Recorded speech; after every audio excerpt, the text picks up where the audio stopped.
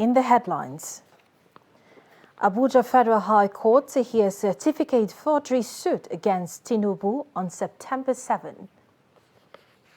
Bandits kill 3, kidnap many in Taraba. Federal government inaugurates committee on metal dump sites. And lastly, away from Nigeria, UN Chief Guterres demands access to Ukrainian nuclear plant after attacks. Hello and welcome to Trust TV News Updates. I am Martia Umar.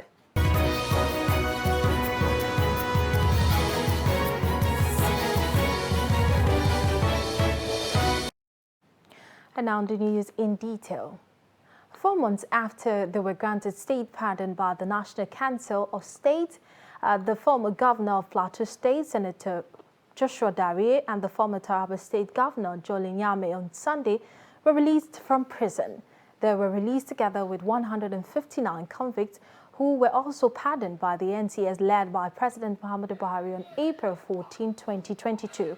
According to the Federal Capital Territory Nigerian Correctional Service, the former prisoners had since left the prison, while Nyame was sentenced for 12 years for diverting 1.64 billion naira during his tenure as governor of Taraba State. Dariye was sentenced for 10 years imprisonment for 1.26 billion naira fraud. Justifying the clemency, the senior special assistant on media and publicity to the president, Garba Shehu, said that it would have been insensitive for the president not to pardon the duo, saying that they both had life-threatening illnesses. And the Federal High Court, Abuja, has fixed September 7 for the hearing of a suit seeking the disqualification of the presidential candidate of the All Progressives Congress, APC, Bola Tinubu, from contesting the 2023 elections for allegedly presenting a forged certificate. Justice Ahmed Mohammed fixed the hearing just as it granted an ex parte order for substituted service on Tinubu, who had evaded personal service of court processes. Counsel to the plaintiff, who are 4 chieftains of the APC, Godi Uche, told the court that substituted service has become necessary because all attempts to serve the presidential candidate have proved abortive as he cannot be reached.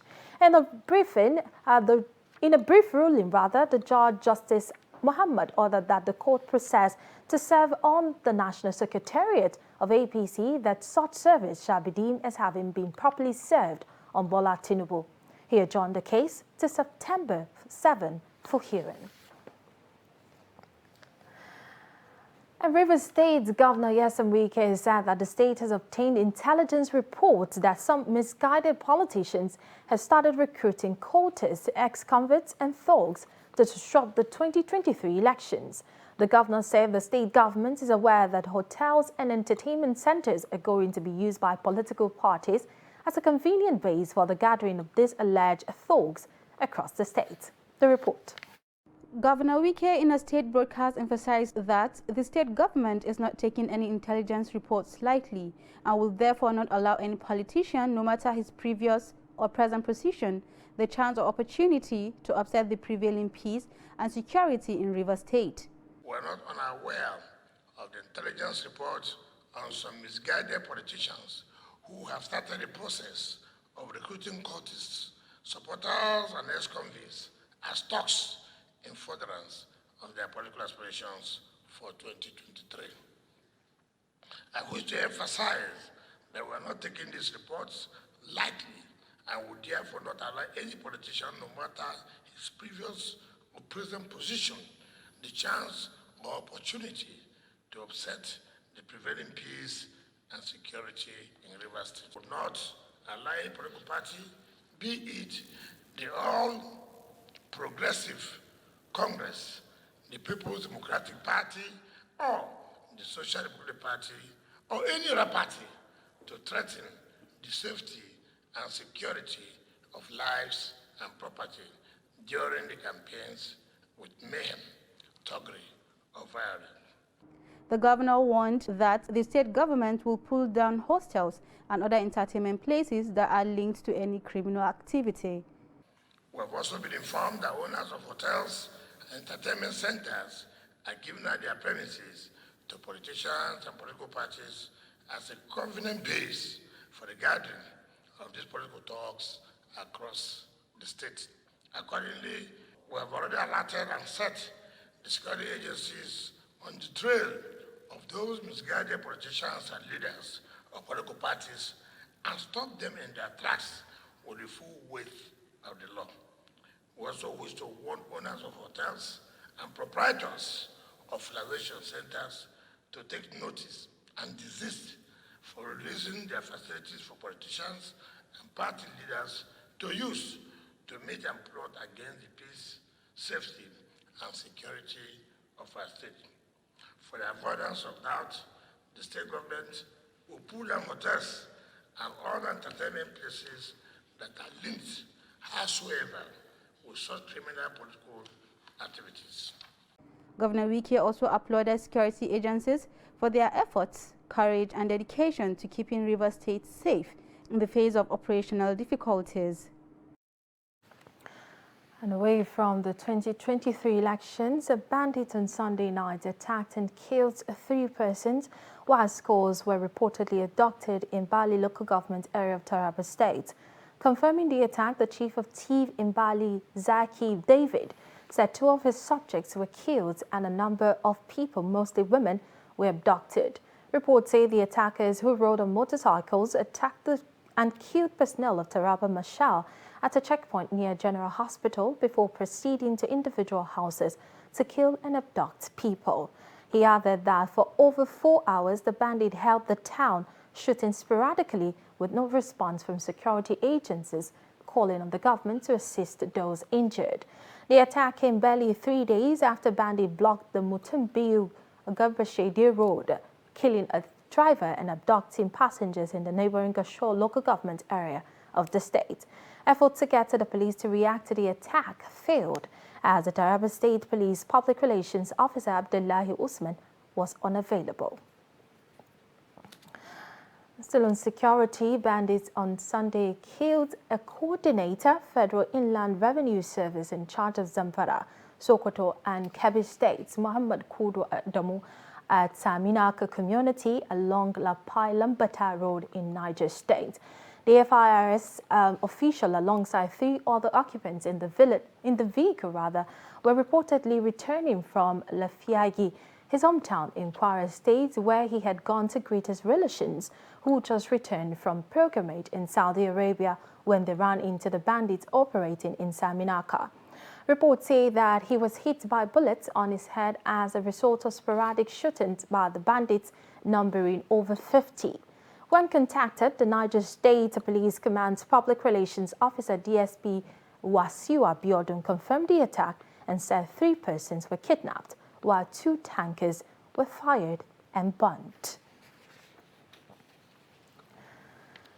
A notorious banditry kingpin, Abdul Karim Lawal, popularly known as Faka Faka, and many of his followers, has been killed in airstrike by the Nigerian Air Force fighter jets on some bandit enclaves in Safana local government area of Katsina State.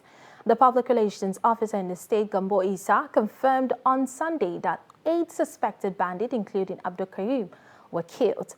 He also said the police also raided the terrorist hideout at Ungwandako Tadama village in Danja local government area of the state, where they rescued 6 kidnapped victims. Meanwhile, bandits have killed 2 members of local vigilante group and abducted a newly wed couple and other residents of Shola quarters in Katsina metropolis. In another attack, bandits abducted 13 people from Natsinta village in Jibia local government area, which is a few hundred kilometers from the army barracks in Katsina. Men of the Imo State Police Command have arrested 8 members of the proscribed indigenous people of Biafra IPOB and its armed gang, Eastern Security Network ASN, suspected to have taken part in the attack on Ogwa Division Police Headquarters on Monday. 4 police officers, among whom were 2 females, were killed and property destroyed in that attack.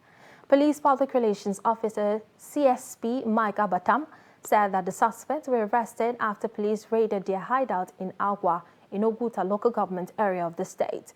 Those arrested include Obioma Tribike, Achazie Chidiebere, Onyedika Chinwadike, Anayo Oyemere, Ifeanyi Mboyi, Chukwudi Onyeasu, Obodo Promise, and Ifeobo Ebubechi.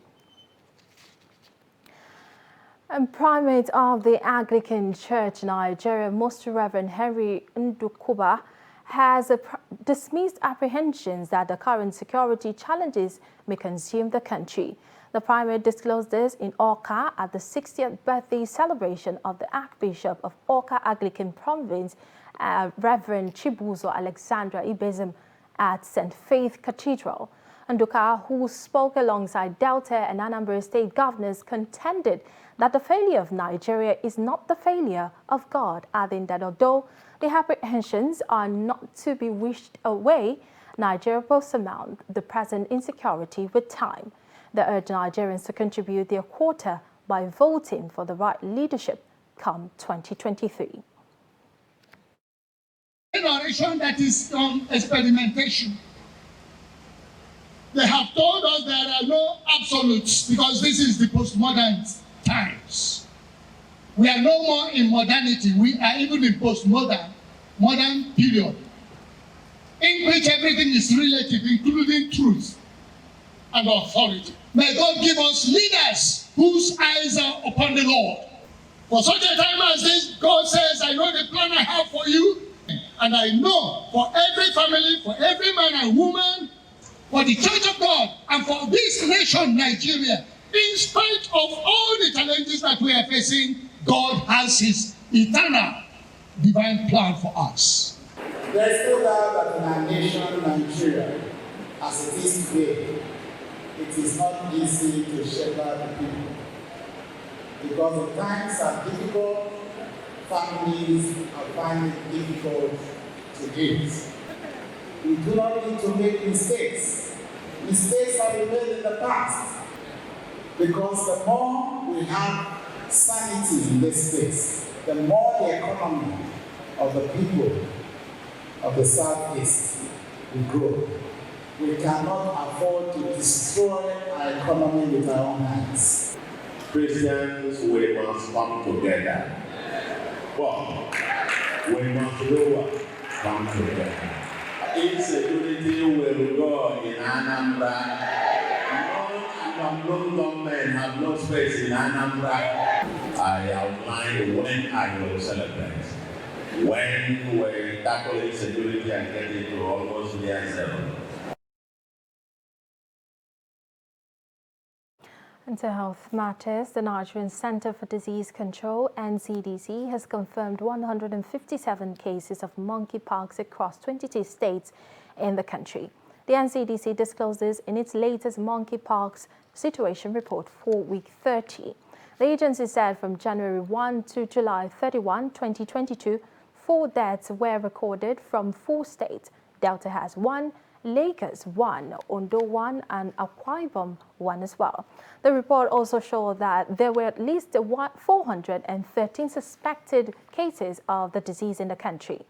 Monkeypox is a rare viral zoonotic infectious disease transmitted from animals to humans that occurs sporadically, primarily in remote villages of Central and West Africa near tropical rainforests.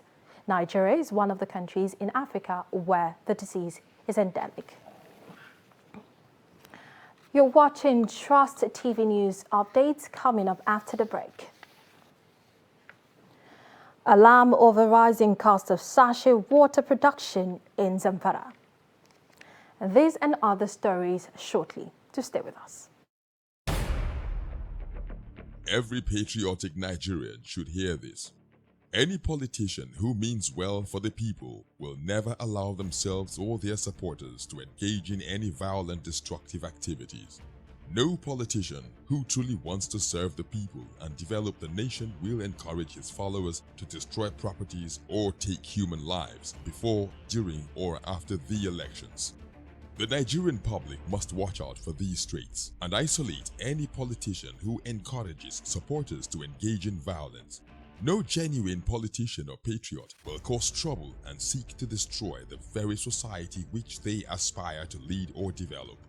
Politicians who have the good of the people at heart will not allow themselves or their followers to engage in violence, destruction of properties, and then taking of lives. Be vigilant. By their words you shall know them.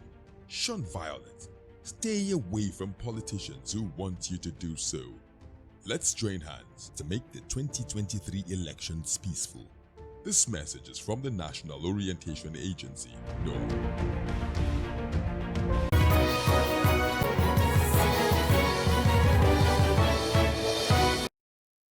Welcome back. You're still watching the news updates on Trust Television.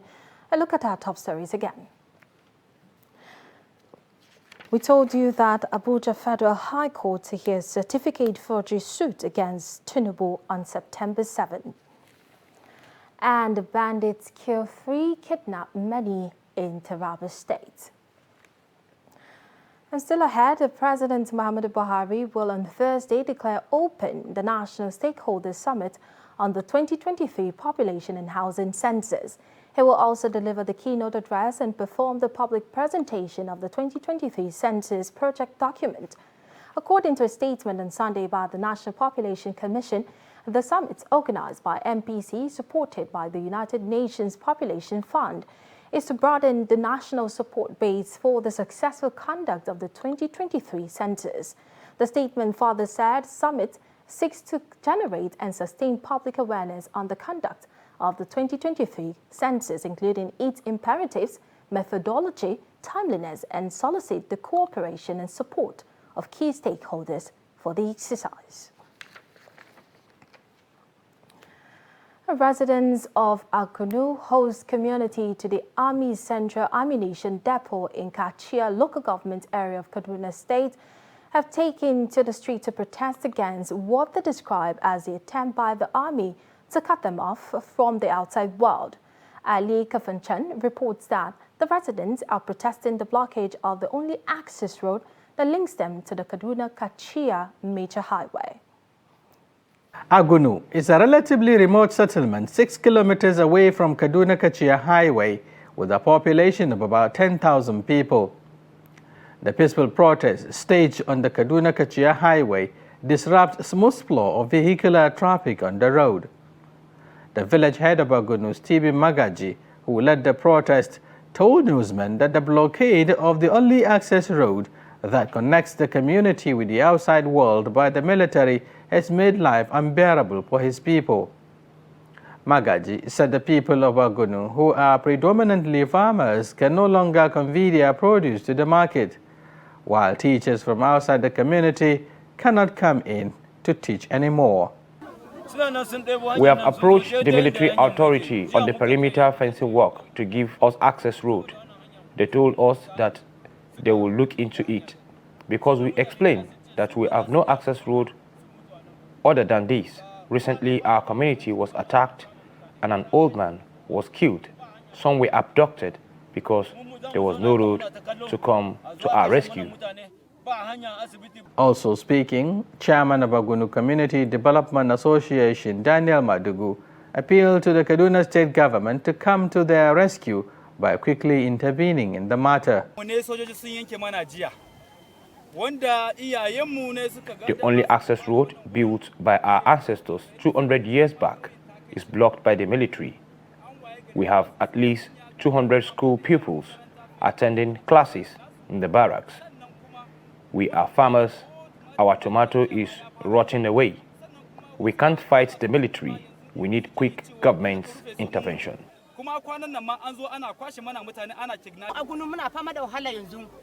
It is just unfortunate.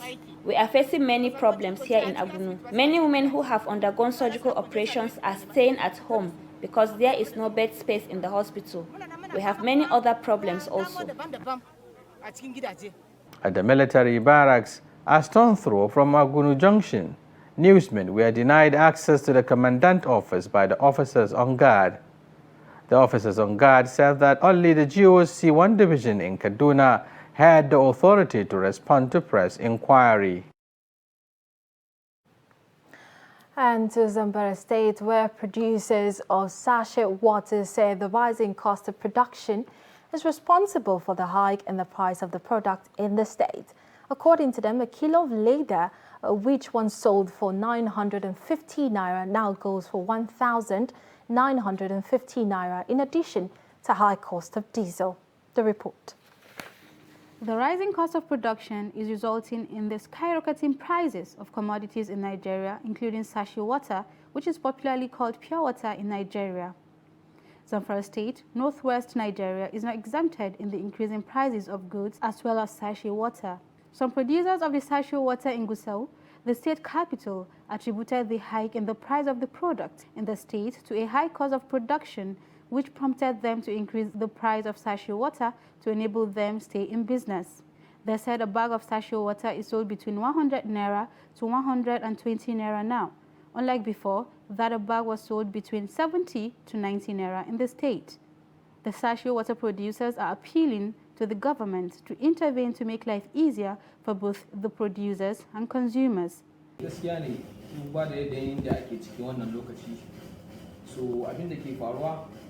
wannan production leda da ka gani wanda ake bugarwa a wannan lokaci wata uku da suka wuce da muna sayan. In the last 3 months, we were buying kilo of leather 950 naira, but the price has increased by 1,000 naira. The price is now 1,950 naira per kilo of leather. That is why we increased the price of sachet water in order for us to make profit, not loss. Dole ne mu gaskiya a matsayin mu masu kamfanoni waɗanda ke da aro muke jin shakkun yin amfani da diesel saboda kuɗin shi yayi yawa. Sincerely speaking, we hardly want to use diesel in the production of sachet water because of the high price of it. If we use the diesel to produce the product, it would be good at least to sell a bag 100 naira to 170 naira. We are begging the federal government to intervene in the situation to cushion the hardship on the masses because the sachet water is being produced for the poor, not the rich people. Some consumers in Zamfara State are asking producers of the products to reduce the price so that the masses can afford the commodity given the hardship currently facing the country. Hamza Ibrahim is one of the consumers. He wants the government to control prices of basic commodities like sachet water to ensure that they don't go out of the reach of ordinary citizens. Water at 1 foot, but now we used to buy it at the rate of 160 per bag. It's not easy for the people that live around the environment to be buying one bag of pure water at 160. Now every price is increasing. To get the money, it's very hard to get the money, and the salary is still remain as it is before. So, and the price supposed to be 140 or 150 cents. We shouldn't say the price of what they are buying is not high, but at least they have to reduce the 10 naira.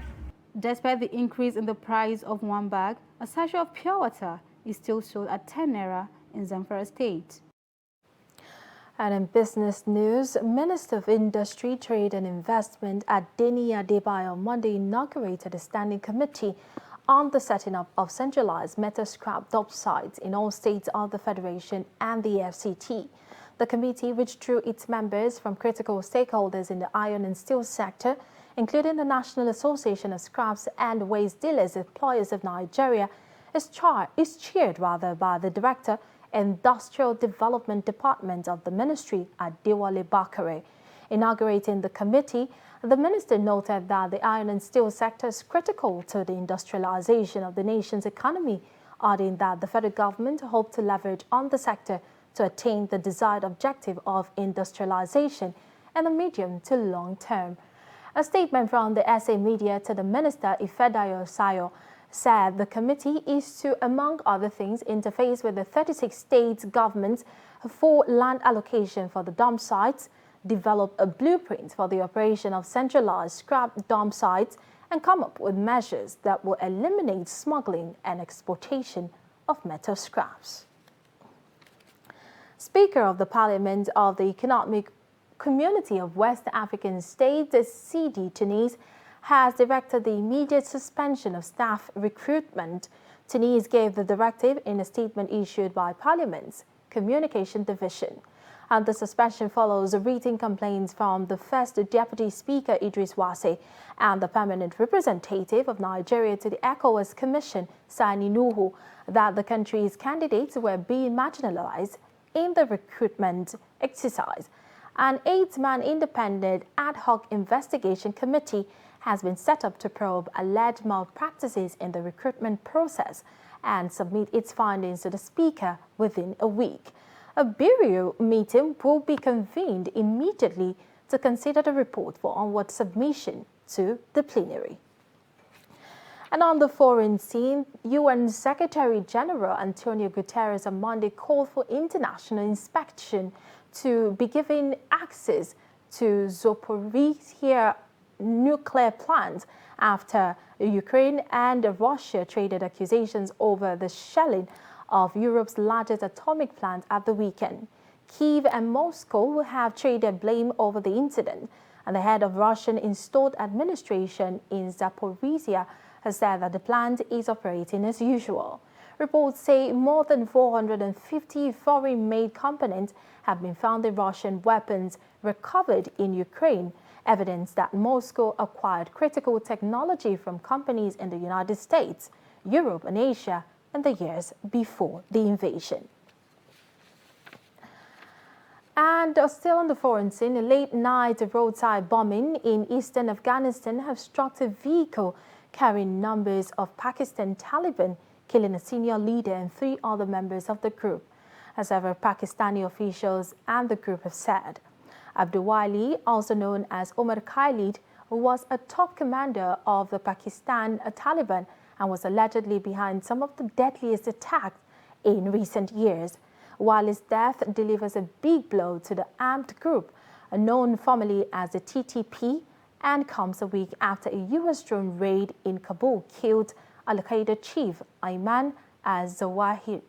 No one immediately claimed the responsibility for the Sunday night's killing of Wali, who was in the State Department's most wanted list and carried a reward of up to $3 million for information on his whereabouts. Pakistan Taliban on Monday confirmed the killing and blamed Pakistani intelligence agents for it, without offering evidence or elaborating. And finally, in sports, a former Manchester United footballer, Ryan Giggs, has gone on trial on charges of attacking and coercively controlling his ex-girlfriend in a case that has pended his managerial career.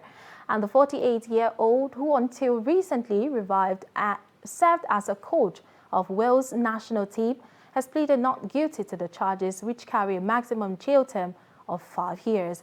The jury trial at a Crown Court in Manchester opened at about 11 a.m. on Monday and presided over by Judge Hilary Manley. And that brings us to the end of the news updates at this hour. For more, you can follow us across all our social media platforms. I am Martia Umar. Thank you for watching.